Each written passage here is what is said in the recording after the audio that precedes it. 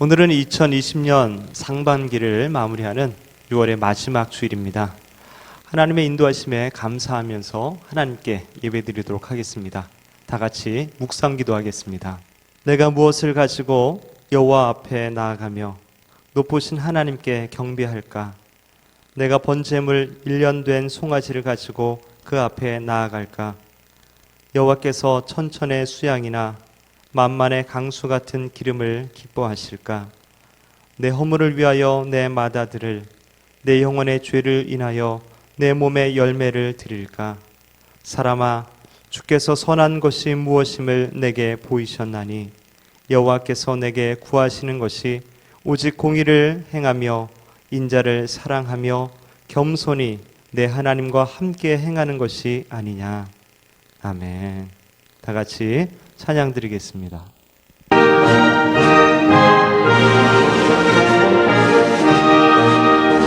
참 즐거운 노래를 늘 높이 불러서 이 세상 사는 동안 주 찬양하겠네.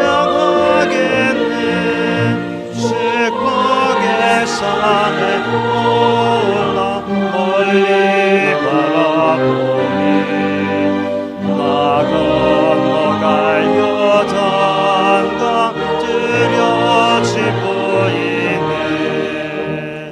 참 아름다운 노래 늘 높이 부르세.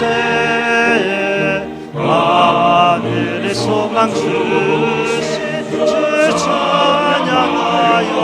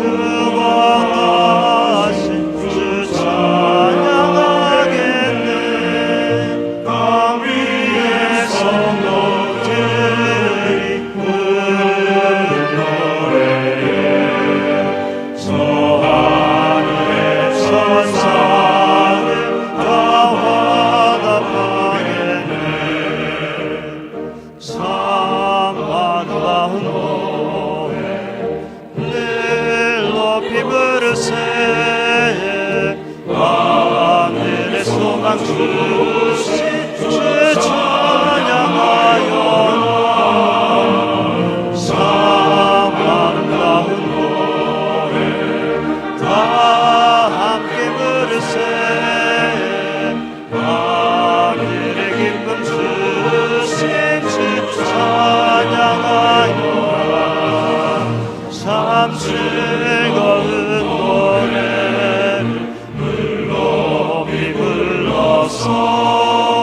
만왕의 왕 되신 주 나 찬양하겠네. 거룩한 하늘 노래 들려올 때에 참 그리운 주님을 반가이 대하리. 참 아름다운 노래 늘 높이 부르세. 하늘의 소망 주신 주 찬양하여 참 아름다운 노래 다 함께 부르세. 하늘의 기쁨 주신 주 찬양하여.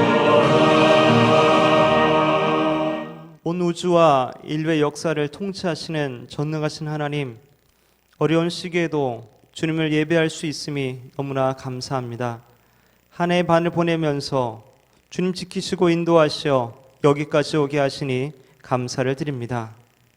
그러나 그 하나님의 놀라운 은혜에도 불구하고 세상의 기준과 가치관으로 살면서 세상에 쌓아놓으려고 분주했던 저희들의 어리석음과 교만함이 있습니다.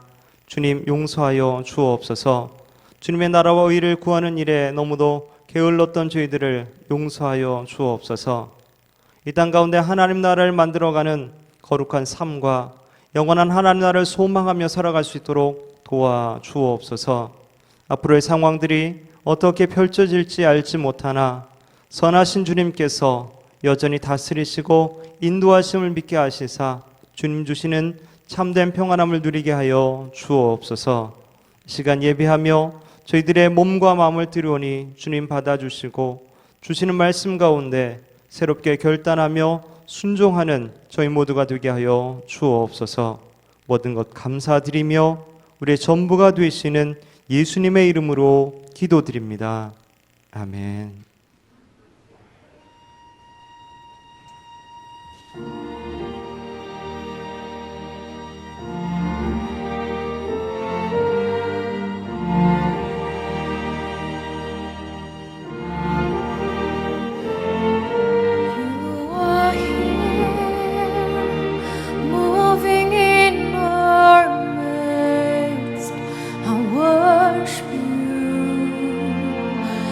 worship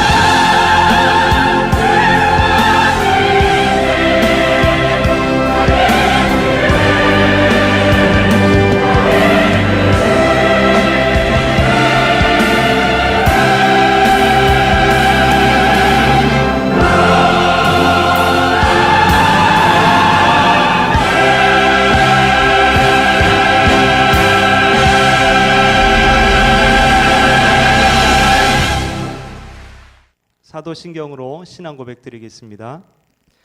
전능하사 천지를 만드신 하나님 아버지를 내가 믿사오며 그 외아들 우리 주 예수 그리스도를 믿사오니 이는 성령으로 잉태하사 동정녀 마리아에게 나시고 본디오 빌라도에게 고난을 받으사 십자가에 못 박혀 죽으시고 장사한 지 사흘 만에 죽은 자 가운데서 다시 살아나시며 하늘에 오르사 전능하신 하나님 우편에 앉아 계시다가 저리서 산 자와 죽은 자를 심판하러 오시리라.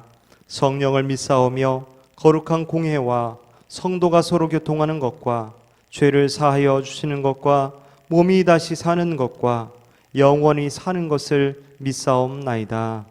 아멘. 오늘 우리에게 주시는 하나님의 말씀입니다. 그러므로 형제들아, 내가 하나님의 모든 자비하심으로 너희를 권하노니 너희 몸을 하나님이 기뻐하시는 거룩한 산제사로 드리라. 이는 너희의 드릴 영적 예배니라. 너희는 이 세대를 본받지 말고 오직 마음을 새롭게 함으로 변화를 받아 하나님의 선하시고 기뻐하시고 온전하신 뜻이 무엇인지 분별하도록 하라. 할렐루야. 6월의 마지막 주를 보내고 있습니다. 상반기 코로나19의 어려움 가운데서도 여기까지 인도해 주신 주님께 감사드리며 하반기도 주님의 인도와 보호하심 가운데 살아가길 주님의 이름으로 축원을 드립니다. 코로나19를 지내면서 여러분은 어떤 깨달음과 교훈을 얻었습니까? 당연히 여겼던 것들에 대해서 감사하게 되었다는 고백들을 많이 듣게 되었습니다. 그리고 신앙적인 부분에서는 혹시 여러분 자신을 그 믿음을 돌아보게 되지 않으셨습니까? 또 내가 그리스도인으로서 어떻게 살아가야 하는지에 대한 고민들을 갖고 계시지는 않았습니까? 저는 목회자로서 예배와 정체성에 대한 부분에 대해서 고민하며 많은 생각을 하게 되었습니다. 특히 한국교회가 교회 중심으로 모이는 예배에만 치중되는 것을 하나님께서 이제는 삶으로 드리는 예배를 원하시는 것은 아닌가 하는 생각을 하게 되었습니다. 교회 아닌 곳에서도 그리스도인으로 살기를 원하시는 것이죠. 교회 생활과 일상생활 속 모든 곳에서 그리스도인으로 살기를 원하신다라고 생각해 보게 되었습니다. 교회는 잘 모여야 하지만 또한 잘 흩어져야 합니다. 오늘 한국교회가 모이는 교회를 너무나 강조하다 보니까 우리들의 일상의 삶 속에서 그리스도인으로 살아가는 모습이 너무나 사라져 버렸습니다. 종교적인 영역과 일상의 영역이 분리되는 현상들이 나타나게 된 것이죠. 교회 생활이 곧 신앙생활인 것처럼 생각하고 종교적인 영역에서만 열심히 살려고만 합니다. 즉 매주 교회에 가는데 내 주위의 이웃들은 돌아보지 못하고 소중히 여기지 못합니다. 교회에서 봉사는 열심히 하면서 가족들에게는 소홀히 하게 됩니다. 그래서 결과적으로 신앙의 영역을 교회 생활로 제한하게 되는 것이 문제다라고 생각이 되어집니다. 그래서 오늘날 한국교회는 사회에서 윤리적 영향을 미치지 못하고 있는 것 같습니다. 믿는 사람들이 직장에서 선한 영향력을 끼치지 못하고 있다라는 것이죠. 오늘날 한국교회가 세상 사람들에게 지탄을 받고 신뢰가 무너지고 전도가 안 되는 가장 큰 이유가 무엇이겠습니까? 세상 속에 그리스도인으로 살지 못하고 삶으로 드리는 예배, 일상에서 예배가 안 되기 때문이 아니겠습니까? 그렇다면 한국교회는 왜 이렇게 되었을까요? 그 원인은 어디에 있는 것일까요? 한국 기독교 역사의 아픈 현실 속에서 그 원인을 찾을 수 있게 됩니다. 한국의 복음이 전파된 초기에 우리나라에 들어온 초기 선교사님들의 열정은 정말로 대단하였습니다. 그런데 그들의 신앙은 세상과 담을 쌓는 성과 속에 이원론을 어느 정도 가지고 있었던 것 같습니다. 물론 이원론은 초기 기독교부터 나타났지만 우리 교회사에서 초기 선교사들의 신학 성향이 또 그 활동이 에서도 나타나는 것을 보게 됩니다. 거기에다가 우리나라의 구원말 이후의 역사가 일제시대 또한 해방, 한국 전쟁과 이후의 부패와 가난의 시절, 경제 개발 시기 등으로 이어진 암울한 역사도 이 이원론에 한몫을 하게 된 것이죠. 가난하고 고통받는 세상살이를 하다가 교회 와서 안식을 누리고 평안을 누리고 천국을 맛보며 거기에 만족을 하게 되는 것이죠. 그러다 보니 교회에서 대표기도 할 때도 관용구처럼 하는 이야기는 썩어질 세상에서 육신을 위해 살다가 주일 예배 왔습니다. 이런 고백들을 많이 하게 됩니다. 이러한 이분법, 이원론에 사로잡힌 신앙인들은 예수님을 교회 안에만 가두려고 합니다.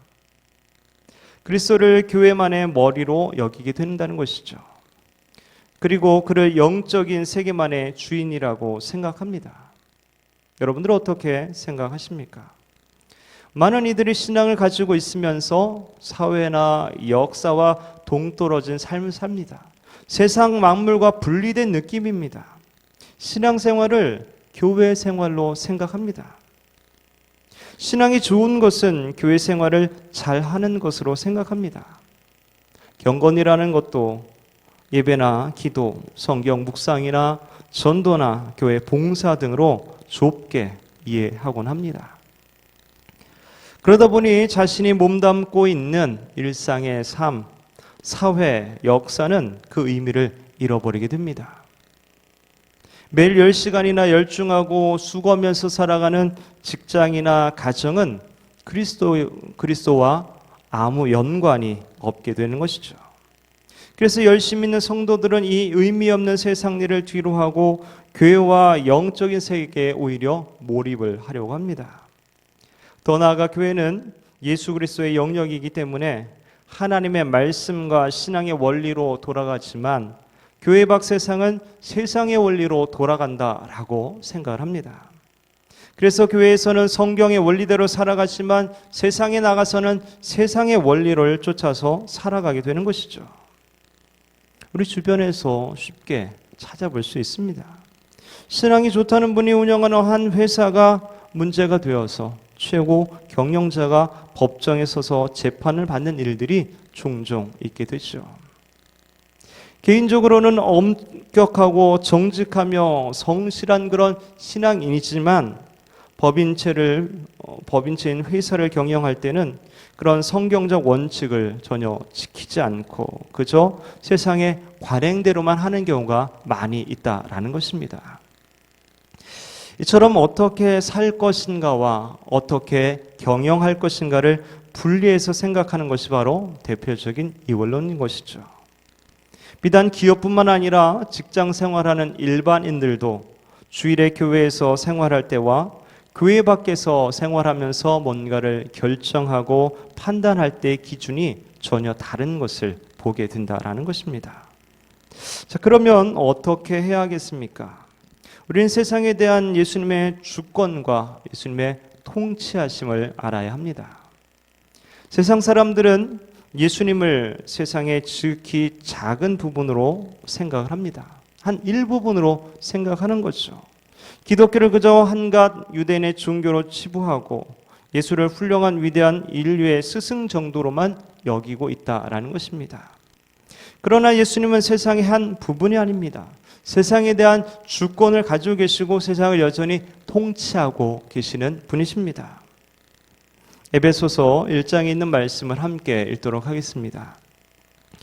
그 능력이 그리스도 안에서 역사하사 죽은 자들 가운데서 다시 살리시고 하늘에서 자기의 오른편에 앉히사 모든 정사와 권세와 능력과 주관하는 자와 이 세상뿐 아니라 오는 세상에 일컫는 모든 이름 위에 뛰어나게 하시고 또 만물을 그 발 아래 복종하게 하시고 그를 만물 위에 교회의 머리로 주셨느니라. 그저 세상은 마귀가 지배하도록 내어준 허락한 그런 영역이 아닙니다. 세상 한때 그의 권세 아래 있었습니다. 그러나 때가 되어 하나님의 아들인 예수 그리스도께서 이 땅에 오셔서 대속의 죽음을 죽으심으로 죄를 완전히 도말하셨습니다. 그리고 마귀의 권세를 깨뜨리시고 부활하셔서 하늘과 땅의 권세를 받아 이 모든 세상의 주인님 주인이 되셨습니다. 이제 세상은 주님께 속한 것입니다. 세상 만물은 주님으로부터 시작되었고 주님께서 그 만물을 여전히 붙들고 계시는 것입니다. 히브리서 1장에 보면 이는 하나님의 영광의 광채시오 그 본체의 형상이시라 그의 능력의 말씀으로 만물을 붙드시며 죄를 정결케 하는 일을 하시고 높은 곳에 계신 위엄의 우편에 앉으셨느니라. 주님께서 이 세상 모든 영역을 다스리고 계신다라는 말씀입니다. 이 세상에 그의 통치가 미치지 못하는 영역은 없다라는 것입니다. 고린도전서 10장에도 이는 땅과 거기 충만한 것이 주의 것임이니라. 또 사도 바울은 이렇게 말합니다. 골로새서 3장에 보면 거기는 헬라인과 유대인이나 할례당과 무헬라당이나 야인이나 수구디아인이나 종이나 자유인이 분별이 있을 수 없나니 오직 그리스도는 만유시요 만유 안에 계시니라. 예수가 모든 것이고 모든 것 안에 계시니까 인종, 민족, 신분, 성으로 사람을 차별하는 일이 있을 수 없다라는 것입니다. 그러한 세상 속에 우리는 그 주님의 주인의 자녀로 또 왕의 백성으로 이 땅을 살아가게 되는 것이죠. 그러나 우리가 지금 보고 있는 현상은 세상이 아직도 자기 주인을 모른 채 주인께 복종하지 않고 있는 것을 보게 됩니다. 히브리서 2장 8절에도 만물을 그 발 아래 복종케 하셨느니라 하였으니 만물로 저에게 복종케 하셨은즉 복종치 않은 것이 하나도 없나니 지금 우리가 만물이 아직 저에게 복종한 것을 보지 못하고 세상은 분명 주님께 속한 것이지만 주님을 알지 못하고 영접지 않고 복종치 않고 있습니다. 바로 여기에 교회의 사명이 있습니다. 바로 여기에 그리스도인의 사명이 있는 것이죠. 이 세상으로 하여금 주님을 알게 하고 주님께 복종하게 하는 그런 사명이 우리에게 있다라는 것입니다. 우리의 사명은 세상을 버리고 도피하는 것이 아니라 세상을 변화시켜 바꾸어 나가는 것입니다. 주님께 복종하지 않는 세상을 주님의 기준과 주님의 원리와 주님의 말씀으로 바꾸어 나가는 것이죠. 그 방법이 바로 우리의 삶을 드리는 영적인 예배인 것입니다. 내가 있는 그곳에서 그 일상에서 하나님의 기준대로 말씀의 원리대로 살아가는 영적 예배를 드리는 것입니다. 예수님이 세상을 사랑하셔서 성육신 하심으로써 이 땅에 들어오셨는데 그분을 따르는 우리들이 세상을 등지면서 살아간다면 어떻게 세상을 사랑한다라고 말할 수 있겠습니까? 그렇다고 우리가 교회 생활을 또한 등한시하고 너무 삶의 예배로만 치우쳐서도 안 될 것입니다. 네덜란드 어느 도시에 있는 교회에서 아주 중요한 회의가 열렸다고 합니다. 회의의 주제는 뭐냐면 평일에 교회 문을 열 것인가 아니면 닫을 것인가. 문을 연다는 것은 언제든지 사람들이 교회에 나올 수 있게 한다라는 것이고 문을 닫는다는 것은 평일에 교회에 오지 못하게 한다라는 것입니다. 과연 어떤 결론이 났을까요? 회의 결과 평일에 교회의 문을 닫기로 했다고 합니다. 그것은 보안을 위해서나 교회 관리인을 따로 두는 것이 힘들어서가 아니었습니다. 교인들이 아예 평일에 오지 못하게 하기 위해서 교회 문을 닫기로 했다라는 것이죠. 그렇다면 왜 그런 결정을 내리게 되었을까요? 그것은 바로 평일에는 자기의 삶의 자리에서 열심히 신앙생활 하라라는 그런 의미였습니다. 자꾸 삶의 자리를 이탈해서 교회로 오지 말라는 것이죠. 이 교회 리더들이 정말 많은 고민을 하면서 결정을 한 것 같습니다. 여러분 이런 결정에 대해서 어떻게 생각하십니까? 한국교회는 교회에서 모여서 공동체로 함께 예배하고 교제하고 그런 모이는 교회 비중이 더 큰 반면에 네덜란드의 교회에서는 그렇지 않았던 것 같습니다. 흩어져서 삶의 자리에서 그리스도인으로 살아가는 그런 삶의 예배에 대한 비중을 더 크게 생각했던 것 같습니다. 이런 결정에 대한 긍정적인 측면과 또 부정적인 측면이 있습니다. 먼저 긍정적인 것은 교회 중심의 신앙생활에서 삶 중심의 신앙생활로 전환시키려 한다라는 것이죠. 이것은 기독교적 삶과 가치관이 이 사회 속에 스며들게 하는 아주 중요한 일인 것이죠. 부정적인 측면은 모이는 교회가 약화되게 되고 교인들이 영적인 힘을 얻을 그런 영적인 충종소를 잃어버리게 되었다라는 겁니다. 나중에 이 교회가 어떻게 되었을까요? 결국 교회가 문을 닫았다고 합니다. 그래서 이 두 가지 균형이 참으로 중요하다라는 것이죠. 어떤 사람 교회 생활에 너무 치우쳐서 있습니다. 그래서 삶이 없고 일상이 없습니다. 반대로 어떤 사람은 너무 일상이 치우쳐 있어서 믿음을 잃어버리고 세상에 파묻혀 살아버립니다. 우리는 교회에서의 공적인 예배와 일상생활 속에서의 삶의 예배가 균형을 가질 수 있도록 해야 합니다. 이 두 가지 균형을 잘 유지해야 됨을 주님께서도 보여주셨습니다. 먼저 예수님은 수평적인 영성을 가지고 있었습니다. 삶의 예배, 또 일상의 영성, 또 나눔의 영성 등으로 표현할 수도 있겠습니다. 예수님은 세례요한과 다르게 광야가 아닌 도시에서 사셨습니다. 메뚜기와 석청 등 자연 그대로의 것이 아니라 보통 사람들처럼 떡과 포도주를 드셨습니다. 그리고 또 잘 드셨던 것 같습니다. 바리새인들의 눈에는 먹기를 탐하고 포도주를 즐긴다라고 이렇게 보여질 정도였죠. 예수님 또 바리새인들과도 다르게 살았습니다. 바리새인도 광야에 나가지 않았지만 일상에서 많은 것들을 구별하면서 살았습니다. 그들은 부정한 사람들이라고 여겨지는 죄인들, 또 사마리아인들, 이방인들과는 교제하지 않았습니다. 하지만 예수님께서는 그 어느 누구도 차별하지 않았습니다.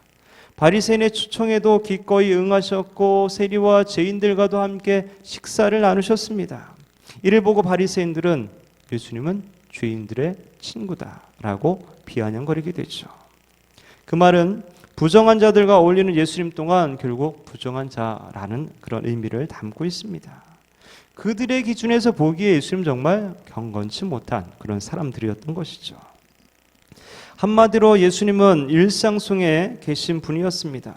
죄로 오염되어 있으니까 세상에서 동떨어지고 사람들로부터 분리되는 그런 삶이 아니었다라는 것이죠. 그의 삶 한가운데 그의 삶은 도시 한가운데서 있었고 때론 예루살렘 성전뿐만 아니라 시장과 또 골목길, 농사짓는 밭, 또 고기 잡는 배에서 그리고 창녀나 세리, 병자들이 모이는 곳, 심지어 유대인들이 꺼리끼는 그런 사마리아 마을 한가운데서도 여전히 계셨고 말씀하셨습니다. 사람들이 사는 곳 어느 곳에서든지 거리끼지 않고 그들과 어울리고 거기서 일을 하셨습니다. 신앙생활은 교회에서만 하는 것이 아닙니다. 교회생활 잘하는 것이 경건생활 잘하는 것이 아닙니다. 교회에서 맡겨진 일 열심히 하는 것만 경건이 아니다라는 것이죠. 경건은 오히려 일상의 삶 가운데서 이루어지는 것입니다. 세상 속에 살면서 세상에 물들지 않고 오히려 하나님의 기준으로 살면서 이웃들을 사랑하는 것이죠. 야고보서 1장에 있는 말씀 함께 읽습니다. 하나님 아버지 앞에서 정결하고 더러움이 없는 경건은 곧 고아와 과부를 그 환난 중에 돌아보고 또 자기를 지켜 새 속에 물들지 아니하는 이것이니라. 쉽게 말하면 우리의 경건은 아이를 돌보고 아이를 양육하고 교육하고 또 집안 청소도 하고 빨래도 하고 식사 준비도 하고 하는 그곳에서 이루어진다라는 것이죠. 우리의 신앙은 자동차를 운전하고 때론 버스를 타고 또 학교를 가거나 직장에 가거나 거기서 맡겨진 일에 충실을 다하는 거기서 이루어진다라는 것입니다. 그 삶의 현장에서 이루어지는 것이죠. 그 일상에서 하나님과 동행하는 것입니다. 나를 붙잡으시는 그의 손을 믿음으로 의식하는 것이고 그 일상 속에서 우리와 함께 계신 그 주님의 임재를 우리가 믿음으로 느끼는 것이 그것이 참 경건이다라고 할 수 있습니다. 즉 그럴 때에 그 하나님의 임재를 우리가 느끼고 인식할 때 그 사람은 하나님 앞에서의 삶을 온전히 살아가게 된다라는 것이고, 죄를 멀리하고 거룩한 길을 가는 참 경건의 삶을 살게 되는 것입니다. 또한 예수님은 수직적인 영성, 체험의 영성을 가지고 있었습니다. 즉 하나님과의 교제를 놓치지 않았다라는 것이죠. 예수님의 사역에 대한 소문이 널리 퍼져지게 되자 유대 전역에서 수많은 사람들이 예수님께로 몰려들었습니다. 주님은 이들을 맞이하느라 하루 종일 쉬지도 못하고 사역을 감당했습니다. 우리 중에 어느 누구도 당시 예수님만큼 바쁜 사람은 없었을 것입니다. 그런데 이 바쁜 일과 속에서도 예수님께서는 항상 삶의 우선순위를 가지고 있었습니다. 누가복음 5장 16절 말씀 보면 예수는 물러가사 한적한 곳에서 기도하시니라. 예수님 밀려드는 사람들의 그 요구를 다 들어주지 않으셨습니다.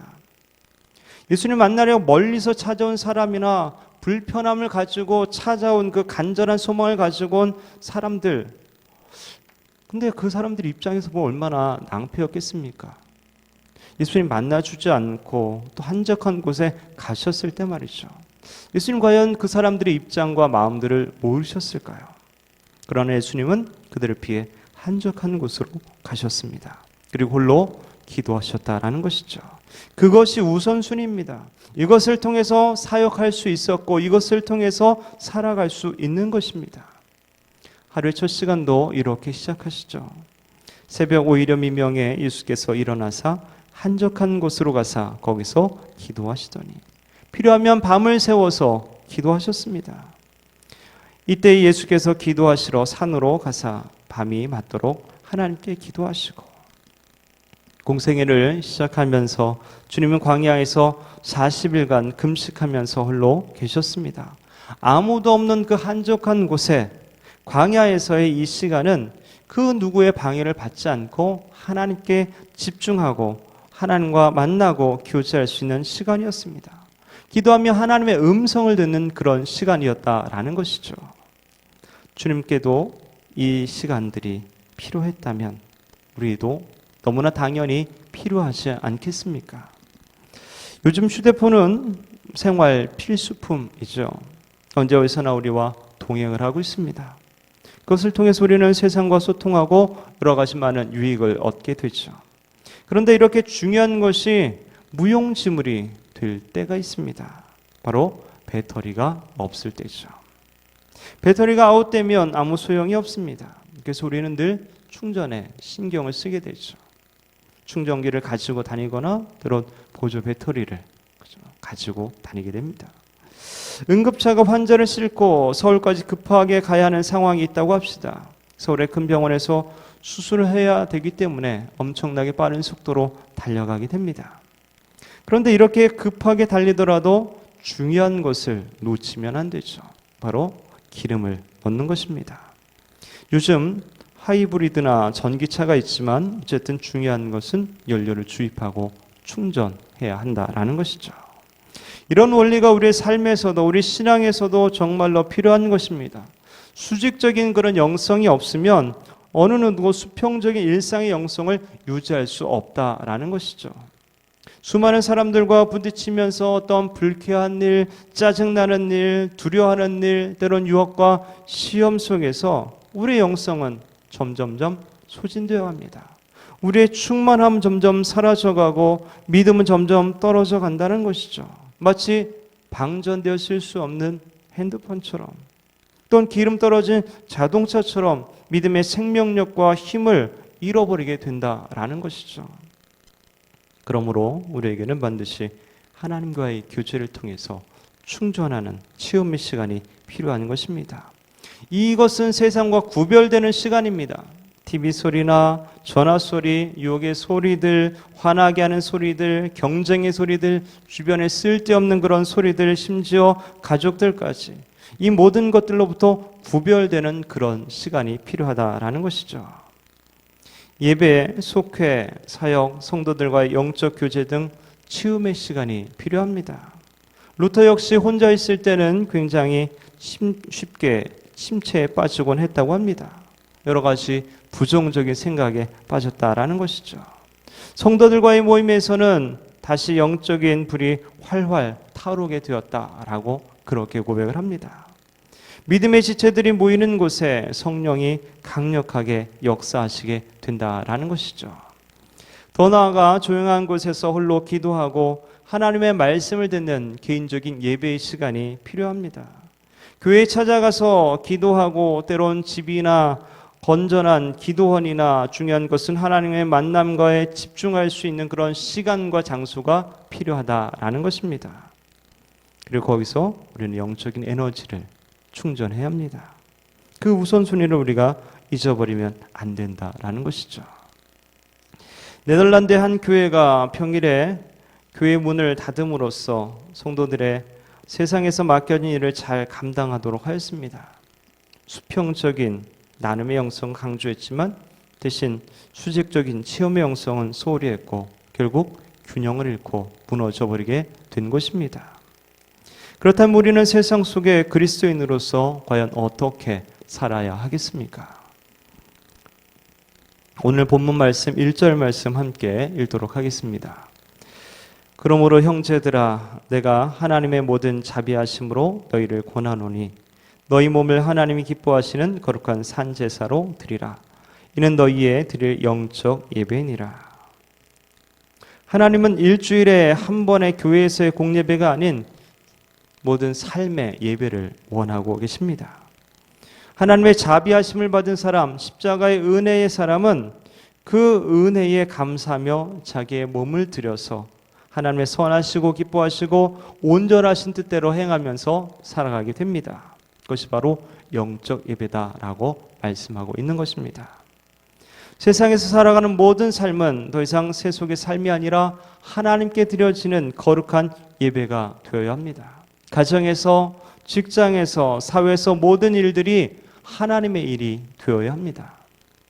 세상 일과 주의 일에 구분 없이 모두 주의 일이 되도록 해야 하는 것이죠. 그러나 그것이 정말 가능한 것일까요? 보통 그리스도인들이 직장에서 일하는 것을 주의 일이 아닌 세상 일이라고 생각을 합니다. 그런 사람에게 직장에서 하는 일은 어쩔 수 없이 하는 호구지책이 되어버립니다. 그래서 너무나 힘들고 의미 없는 경우가 많이 있습니다. 다만 돈을 벌어서 헌금을 할 때 비로소 주의 일이다라고 느끼곤 하죠. 직장에서 전도할 때 그것을 주의 일로 인정하곤 합니다. 하지만 그렇지 않습니다. 우리가 주일에 예배드리고 헌금을 하고 전도를 하고 봉사를 하는 것을 하나님 기뻐하신 주의 일입니다. 그럴 뿐만 아니라 우리가 주중에 하나님이 우리에게 맡겨주신 그 일, 세상 속에 우리가 하는 그 모든 일이 주의 일이 되도록 해야 합니다. 세상에서 하는 모든 일이 세상 일이 아니라 주님의 일이 되게 하려면 과연 어떻게 해야 할까요? 우리는 무슨 일을 하든지 죽게 하듯 해야 합니다. 사도 바울은 자신의 삶을 통해서 그 당시 노예들을 향해서 매우 파격적인 권면을 합니다. 무슨 일을 하든지 마음을 다하여 죽게 하듯 하고 사람에게 하듯 하지 말라. 그 당시 노예들이 하던 일은 육체적으로 매우 힘든 어떤 고된 그런 노동을 했습니다. 아마 그것이 별로 가치 있어 보이진 않았을 것입니다.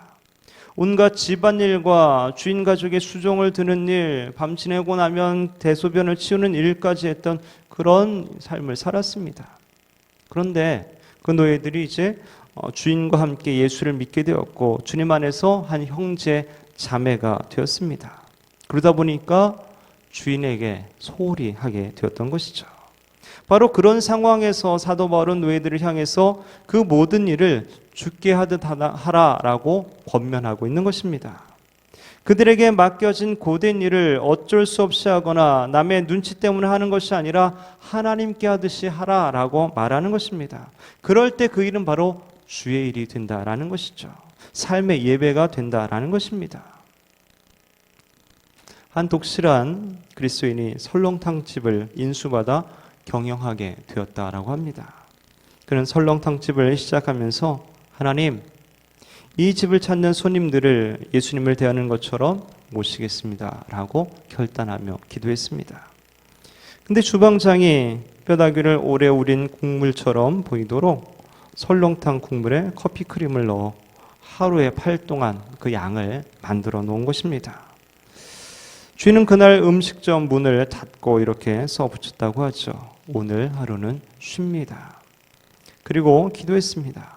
하나님, 우리 집에 오는 손님을 예수님처럼 모시기로 하였는데 어떻게 예수님께 크림 국물을 설렁탕 국물로 속여서 대접할 수 있겠습니까? 도저히 그럴 수 없습니다. 그리고 그 국물을 모두 쏟아 버렸다고 합니다. 이렇게 일하는 사람들에게 육체 노동은 더 이상 세상의 일이 아니라 이미 주의 일이 되는 것이죠. 물론 직장의 일을 주께 하듯 한다고 해서 그 일이 어떤 종교적인 일이 되는 것은 아닙니다. 그러나 일상적인 영역에 있는 일이지만 그 일은 당연히 주의 일이고 하나님이 기뻐하신 일이 된다라는 것이죠. 결국 주님이 원하시는 주의 일은 어떤 일의 종류에 있는 것이 아니라 그 일을 대하는 동기와 자세에 있다라는 것입니다.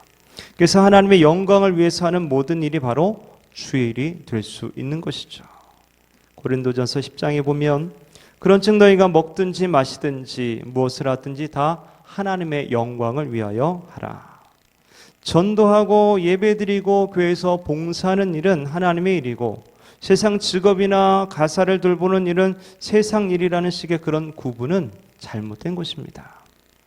교회에 봉사든지 가정과 직장에서의 삶이든지 쉬든지 여가를 즐기든지 또 무엇을 먹든지 마시든지 우리의 크고 작은 모든 일의 동기와 목적은 나를 사랑하시고 나를 위해서 죽으신 우리 주 예수 그리스도를 위한 것일 때 그 일은 바로 주의 일이 되는 것이죠. 반대로 주님을 위해서 하지 않는 일은 바로 그 일이 세상 일이 되는 것입니다. 만약에 누군가 자기의 유익과 목적을 위해서 교회에서 봉사를 한다면 그 일은 세상 일인 것이죠. 교회에서 하는 세상 일이 되는 것입니다. 그러나 주님을 위해서 길에 떨어진 휴지를 줍는다면 그는 지금 주님의 일을 하는 것이죠. 그리고 우리는 소명의식을 가져야 합니다. 중세 가톨릭은 사제와 평신도, 성과 속을 엄격하게 구별했습니다. 마틴 루터는 이에 대해 비판하면서 만인 제사장설을 주장했죠. 루터는 제빵사에게 당신은 하나님으로부터 빻 굽는 자로 소명을 받은 것입니다 라고 가르쳤습니다. 그러므로 목사만이 소명받은 거룩한 사역자가 아니라 제빵사도 소명받은 거룩한 사역자라는 것이죠. 목사는 교회에서, 제빵사는 시장 한복판 빵집에서 사역하도록 그렇게 부르심을 받은 것입니다. 목사는 영적인 양식을 주는 자로서, 제빵사는 육신의 양식을 공급하는 자로서 하나님께서 세우셨다라는 것이죠. 우리는 성경의 원리로 돌아가 목사는 성직이고 직업인은 세속직이라는 이분법적인 사고로부터 생각을 전환해야 합니다. 우리 모든 직업은 하나님 불러서 맡기신 하나님의 일이다라는 것이죠. 일단은 하나님과 무관한 세상 일이 아니라 하나님이 우리에게 위임하신 주의 일이다라는 것입니다. 이 직장은 하나님이 부르시고 보내신 나의 거룩한 일터다라는 그런 생각을 하면서 우리가 직장 생활을 할 수 있어야 됩니다.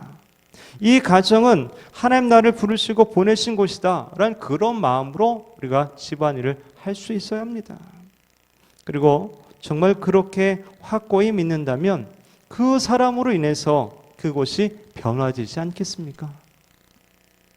우리는 내가 있는 것, 나를 보내신 곳에 대한 소명감을 가져야 합니다. 그럴 때 그 일은 바로 주의 일이 되는 것이죠. 그리고 두 번째로 우리가 세상 속의 그리스도인으로 어떻게 살아야 할까요? 세상 속에서도 하나님의 말씀의 기준과 그리스도의 양심으로, 그리스도인의 양심으로 모든 일들을 결정할 수 있어야 합니다. 우리가 사는 세상은 때론 정글과 같습니다.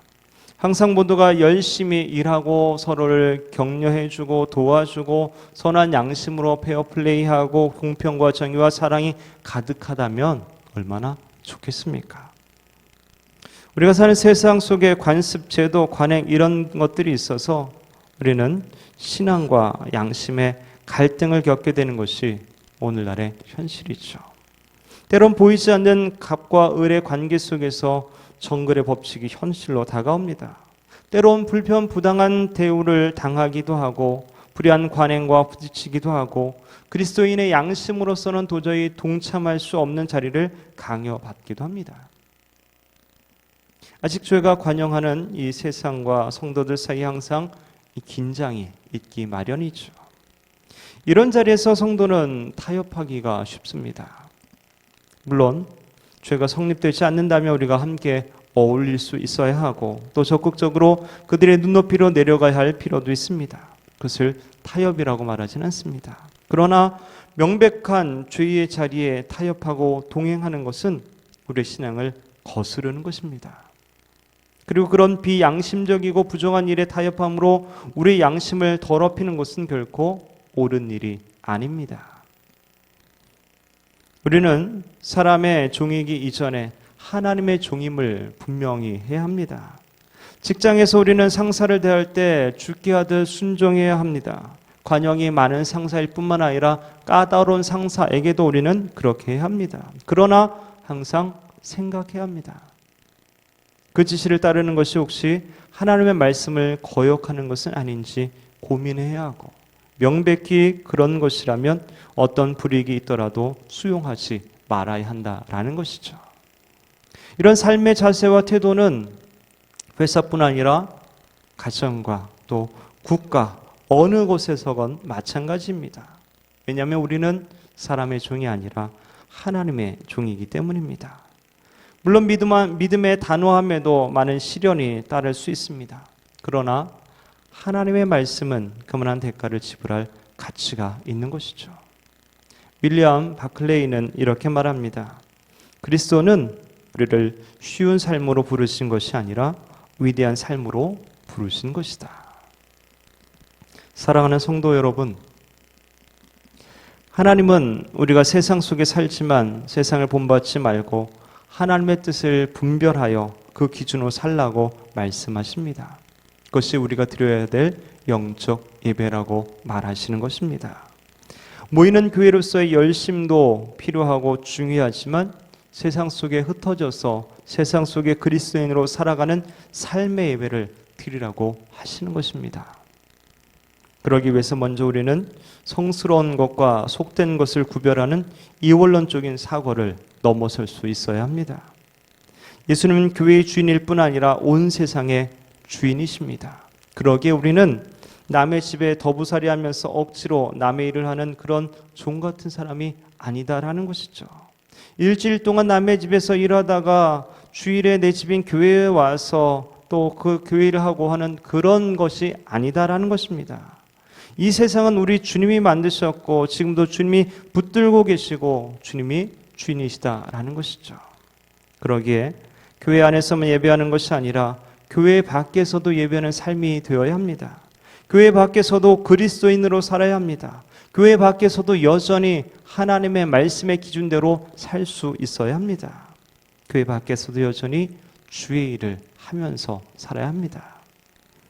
그러기 위해서 우리는 하나님께서 부르셔서 맡기신 곳이라는 소명의식을 갖고 또한 누구를 대하든지 죽게 하듯 하고 무엇을 하든지 하나님의 영광을 위해서 해야 하는 것이죠.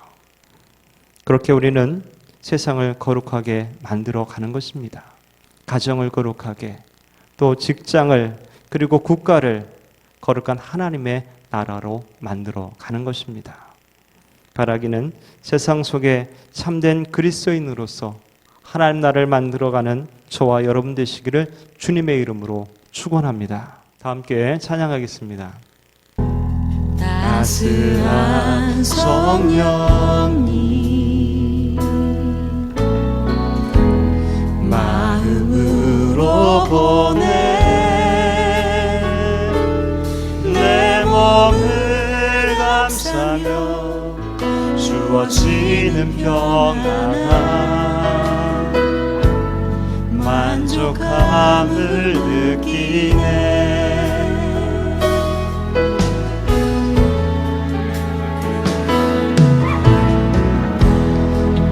따스한 성령님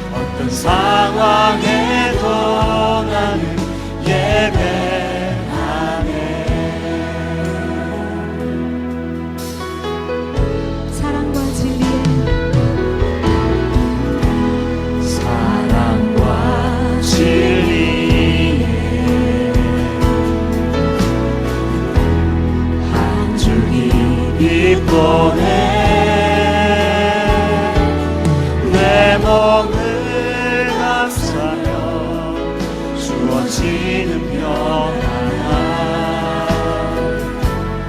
그 사랑을 느끼네 부르신 곳에서 나는 예배하네 어떤 상황에도 나는 예배하네 부르신 곳에서 나는 예배하네 어떤 상황에도 나는 예배하네 부르신 곳에서 부르신 곳에서 예배하네 어떤 상황에도 나는 예배하네 부르신 곳에서 나는 예배하네 어떤 상황에도 나는 예배하네 내가 걸어갈 때 내가 걸어갈 때 길이 되고 살아갈 때 삶이 되는 그곳에서 예배하네 내가 걸어갈 때 길이 되고 살아갈 때 삶이 되는 그곳에서 예배하네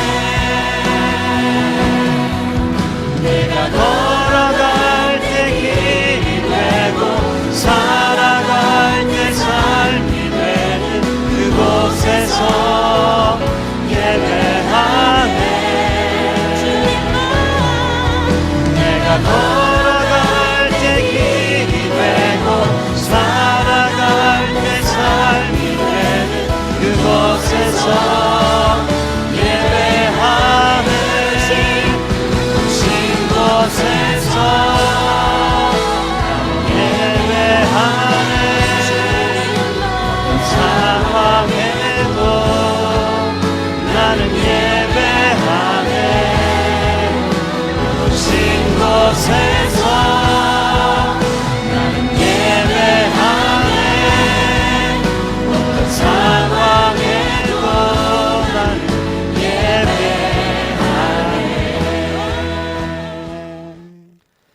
사랑과 진리의 하나님, 감사를 드립니다. 오늘도 거룩한 주일 주님께 예배할 수 있음이 얼마나 놀라운 일인지, 얼마나 감사한 일인지 생각해 보게 됩니다. 우리의 삶이 늘 주님을 예배하는 삶이 되게 하여 주옵소서. 뿐만 아니라 우리의 삶에서도 주님을 예배하기 원합니다. 주님께서는 그러한 영적인 예배를 드리도록 우리를 부르셨음을 기억하게 도와 주옵소서.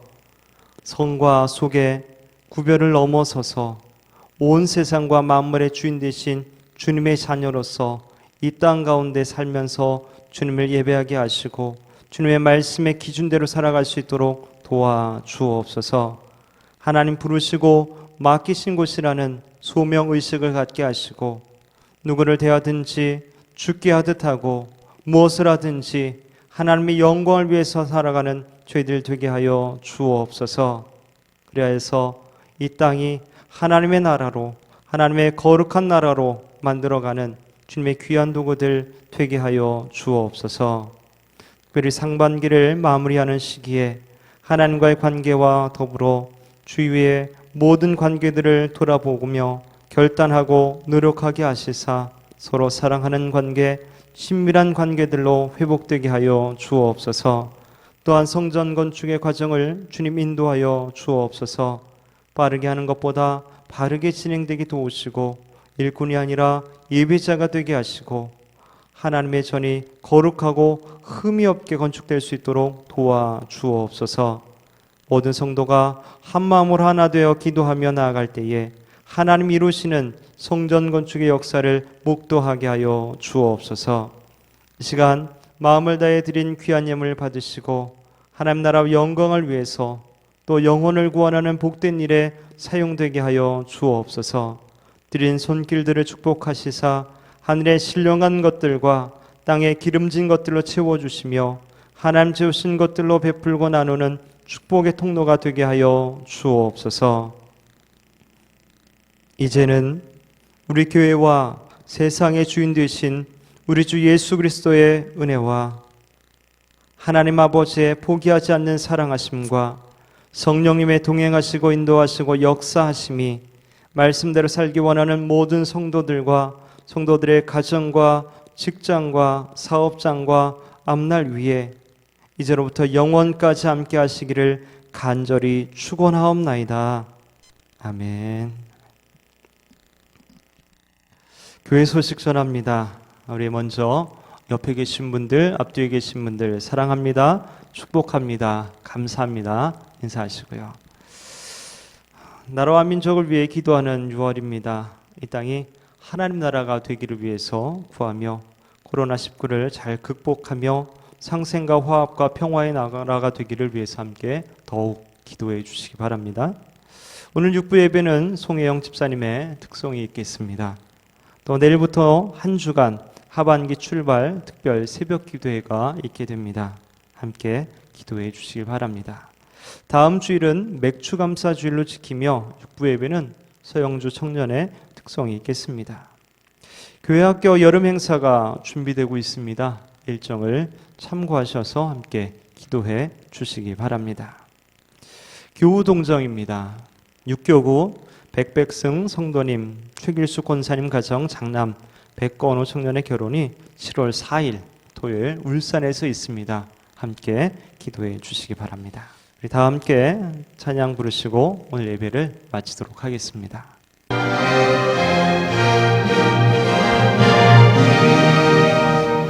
옳은 길 따른 나의 길 세계 만민의 길이길 따라서 살길 온 세계에 전하세 만 백성이 나갈 길 밤 지나서 봄튼다 환한 빛 보아라 저빛 주 예수의 나라 이 땅에 오겠네 오겠네 주 예수 따르라 승리해 세계 만민이 돌아가 길과 진리로 참 생명 내 장검을 부수고 다 따르라와 평화 밤 지나서 봄튼다 환한 빛 보아라 저빛 주 예수의 나라 이 땅에 오겠네 오겠네 놀라운 이 소식 알리어 세계 만민을 구하며 내 주 예수를 보내신 참 사랑의 하나님 만 백성이 따를 길 밤 지나서 봄튼다 환한 빛 보아라 저빛 주 예수의 나라 이 땅에 오겠네 오겠네 고난 길에 치고 찾아온 많은 백성을 구하니 모두 나와서 믿어라 온 세상이 마침내 이 진리에 살겠네 밤 지나서 봄튼다 환한 빛 보아라 저빛